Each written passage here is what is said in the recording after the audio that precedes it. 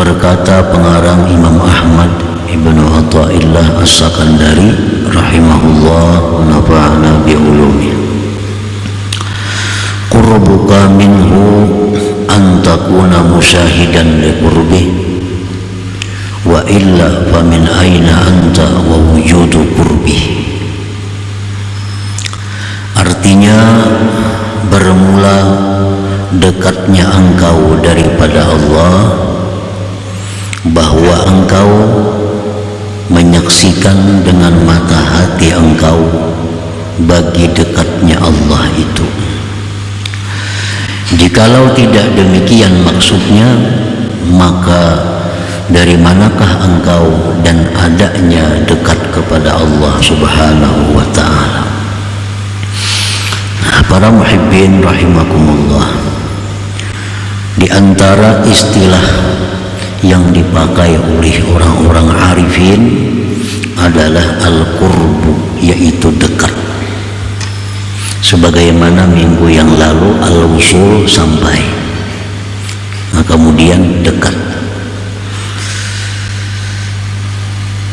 Jelas dimaksud dengan dekatnya kita kepada Allah itu bukan dekat zat dengan zat, karena itu mustahil. Bukanlah dekatnya kita dengan Allah seperti dekatnya kita dengan kawan kita, dekatnya kita dengan suatu benda, itu mustahil diartikan demikian.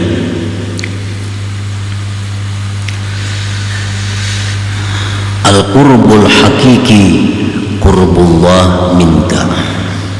Kedekatan yang sebenarnya itu adalah dekatnya Allah daripada engkau. Bila mana mata hati kita menyaksikan, diri kita merasakan bahwa Allah itu dekat dengan kita, maka itulah yang dimaksud kedekatan kita dengan Allah Subhanahu wa ta'ala. Jadi artinya, bila mana kita merasakan bahwa Allah itu dekat dengan kita, maka itulah yang dimaksud dekat kita dengan Allah Subhanahu wa ta'ala. Qala ta'ala, Allah berfirman, wa idza sa'alaka 'ibadi 'anni fa inni qarib. Apabila bertanya kepada engkau wahai Rasul, hamba-hambaku tentang aku, maka katakanlah bahwa aku itu dekat. Bila mana bertanya kepada engkau wahai Rasul, hamba-hambaku tentang aku, jawab bahwa aku adalah dekat. Wa qala ta'ala, Allah berfirman lagi, wa nahnu aqrabu ilaihi minkum walakin la tubsirun. Bahwa kami itu sangat dekat kepadanya daripada kalian, tetapi kalian tidak bisa melihatnya. Tetapi la tubsirun, tidak melihat. Wa qala ta'ala, Allah berfirman lagi, wa nahnu aqrabu ilaihi min hablil warid. Kami sangat dekat kepada manusia itu daripada urat leher mereka sendiri. Nah, inilah dalil-dalil yang menunjukkan bahwa Allah Ta'ala itu sangat dekat dengan kita. Tinggal lagi apakah kita bisa merasakan kedekatan Allah kepada kita itu.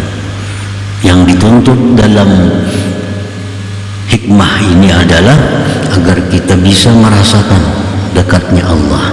Allah sudah menjelaskan bahwa Allah dekat dengan kita, lebih dekat dari yang dekat.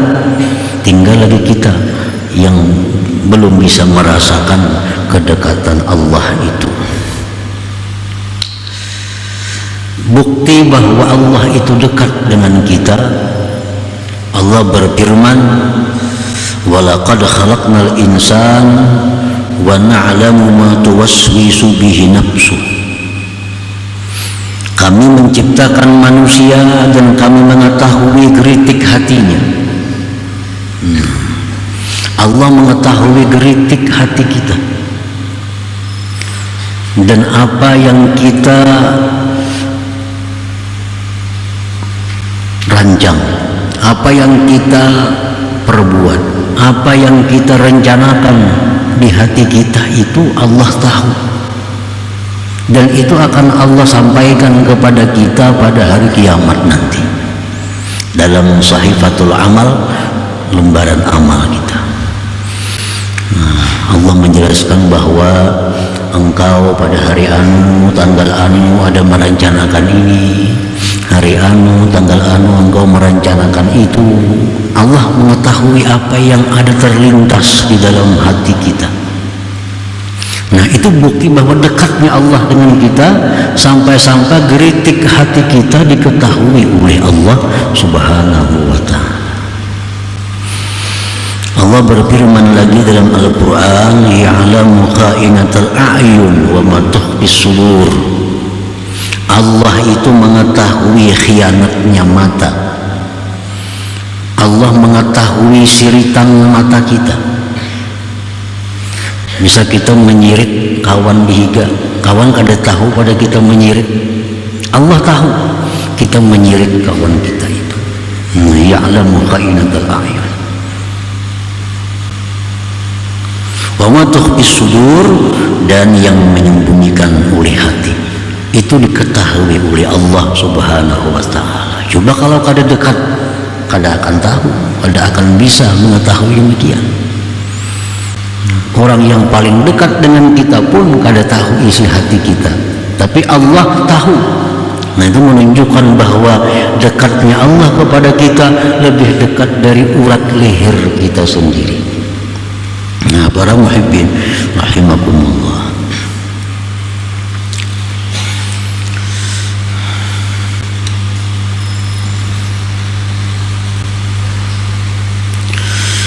musyahadatul abdi qurbah, musyahadatul abdi qurbahu ta'ala minhu tusmirul muraqabah. Menyaksikannya seorang hamba akan dekatnya Allah daripadanya itu membuahkan muraqabah, membuahkan muraqabah. Kalau kita sudah merasa bahwa Allah itu dekat, sangat-sangat dekat, itu akan menimbulkan dalam hati kita yang namanya muraqabah. Selalu dilihat Allah, selalu diketahui oleh Allah, selalu diawasi oleh Allah. Nah, itu muraqabah timbul dalam hati kita apabila kita sudah menyaksikan dekatnya Allah dengan kita. Nah, jadi ini tusmirul muraqabah, membuahkan muraqabah. Kita kada akan bisa muraqabah kalau sebelum kita merasakan Allah itu dekat. Nah, sudah kita merasakan Allah itu dekat, di situ kita timbul muraqabah, rasa dilihat Tuhan, rasa didengar Tuhan, rasa diawasi selalu oleh Tuhan. Nah, itu muraqabah. Wahia itu muraqabah yakinu tila'illah ala zahir abdi wa batinih. Muraqabah itu artinya adalah yakinnya mengetahui Allah atas yang zahir dari seorang hamba dan yang batinnya. Itu muraqabah. Nah, para muhibbin rahimakumullah, Sayyidina Umar ibn al-Khattab radhiyallahu anhu dalam musafir beliau di padang pasir, singgah di penyinggahan, lalu beliau ada melihat seorang budak mengembala kambing. Didekati oleh Sayyidina Umar, wahai budak, jual kepadaku satu ekor kambing itu. Artinya aku nukari seekor na kambing itu. Ujar si budak, ini kambing milik Tuan, bukan milikku. Bagaimana kalau tuanku menanyakan mana kambing? Kurang satu. Ujar Sayyidina Umar, jawab lawan Tuan, dimakan serigala. Sayyidina Umar mencoba ini budak.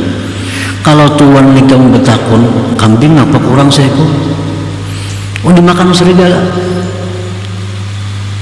Lalu ujar budak, kalau Tuhan itu bisa saja dikatakan demikian, bagaimana dengan Allah? Bagaimana dengan Allah? Kalau Allah menanyakan kepadaku, mana kambing yang satunya? Fabaka Umar, maka Umar menangis, menunjukkan bahwa seorang hamba yang berkulit hitam pengembala kambing itu ternyata punya sifat muraqabah, selalu merasa diawasi oleh Allah Subhanahu wa ta'ala, merasa diawasi oleh Allah. Artinya kalau lawan Tuhan kita bisa berbohong, dimakan serigala. Tapi kalau dengan Allah, halo Sayyidina Umar, mana Tuhan engkau? Tuanku di sana. Bawa kepada tuannya. Ujar Umar, wahai tuan, ini budak aku beli. Berapa harganya? Dijual oleh tuannya. Maka budak itu dimerdekakan oleh Sayyidina Umar bin Khattab radhiyallahu anhu. Nah, jadi artinya Allah memberikan ini sifat yang mulia muraqabah kepada seorang budak hitam, seorang hamba sahaya, yang itu barangkali tidak diberikan Allah kepada orang-orang yang merdeka, kepada orang-orang yang bebas. Itu adalah anugerah Allah yang Allah berikan kepada orang-orang yang Dia kehendaki. Nah, para muhibbin rahimakumullah, di dalam pasal yang sebelumnya Imam Ahmad ibnu Athaillah ini menjelaskan tentang wusul, sampai. Nah, sedangkan di hikmah ini yang ke-214 tentang dekat. Mana tingginya dua kedudukan itu di sisi Allah? Sampai dekat. Nah, kalau sampai itu dijelaskan bahwa sampai itu kita mengetahui, merasakan bahwa segala sesuatu itu adalah perbuatan Allah. Hati kita, nah, hati kita melihat sesuatu apapun itu merupakan karya Allah. Kalau demikian sudah kita masuk dalam golongan orang-orang yang sampai. Hati jangan diucapkan. Dia diucapkan itu istihza billah, itu bisa jadi mengulu-ulu Allah dan bahaya iman kita. Jangan dianggap enteng dengan mulut, dengan lisan. Bisa melihat ada yang kurang bagus atau akhlak orang yang kurang baik, wah itu fi'il Tuhan. Ini istihza billah, bisa kafir. Ini perkara hati, perkara hati, fi'lullah. Nah, kita melihat sesuatu, hati kita mengatakan bahwa itu adalah fi'lullah, perbuatan Allah. Nah, itu hati. Jangan dianggap remeh, jangan diulah main-main. Ini bisa menghancurkan iman. Sambil duduk misalnya fi'il Tuhan, jangan fi'il itu bahaya dengan iman kita. Ini perkara hati. Nah, bila sudah hati kita bisa melihat, hati kita bisa menyaksikan, diri kita bisa merasakan bahwa yang ada ini adalah fi'il Allah, itu sampai. Kita sudah masuk golongan orang wasilin, orang yang sampai walaupun derajat yang paling rendah. Nah, sekarang dekat dengan Allah, dekat dengan Allah, merasakan kedekatan Allah dengan diri kita. Setiap yang dekat belum tentu sampai, setiap yang sampai pasti dekat. Nah, ini menunjukkan bahwa martabat wusul lebih tinggi daripada martabat al-qurbi atau dekat. Itu lebih tinggi wusul. Orang kada akan bisa wusul kalau kada qurbi, kalau kada dekat terlebih dahulu. Nah, ini menunjukkan bahwa wusul itu adalah target utama kita. Nah, wusul target utama kita. Kita mesti sampai ke situ. Kita mesti sampai kepada derajat di mana hati kita menyaksikan bahwa semua itu adalah fi'il Allah. Target utama. Nah, kalau kita belum sampai ke derajat itu, belum sampai ke derajat musyahadah di Allah, kita ambil yang di bawah, yaitu menyaksikan kedekatan Allah dengan kita. Nah, ini kalau kadakawa sampai ke wusul, barang kita sampai di qurbi ini. Nah, Rasulullah SAW bersabda, "U'budillah ka'annaka tarah, fa illam takun tarah fa innahu yarak." Ini Rasulullah menyampaikan kepada kita target yang utama. Hendaklah engkau menjadi hamba Allah yang selalu melihat Allah. Artinya hendaklah engkau menjadi hamba Allah yang selalu menyaksikan mata hati engkau itu akan fi'il Allah. Itu kalau bisa. Wa'budillah ka'annaka tarah. Jadilah engkau seorang hamba yang selalu bisa menyaksikan, merasakan akan perbuatan Allah. Fa illam takun tarah, jika engkau belum sampai demikian, fa innahu yarak, Allah yang melihat engkau. Nah, kalau belum sampai ke sana, ambil yang ini, selalu merasa dilihat oleh Allah. Nah, selalu merasa diawasi oleh Allah. Nah, ini adalah pilihan yang terakhir. Hanya ada dua. Hanya ada dua. Harus salah satunya. Kalau kita belum bisa menyaksikan segala sesuatu itu adalah perbuatan Allah, belum bisa itu, kita ambil yang kedua, bahwa segala sesuatu gerak-gerik kita ini dilihat oleh Allah Subhanahu wa ta'ala. Kada ada pilihan lain pada itu. Kalau kita hendak duduk dalam derajat ihsan, dalam derajat ihsan.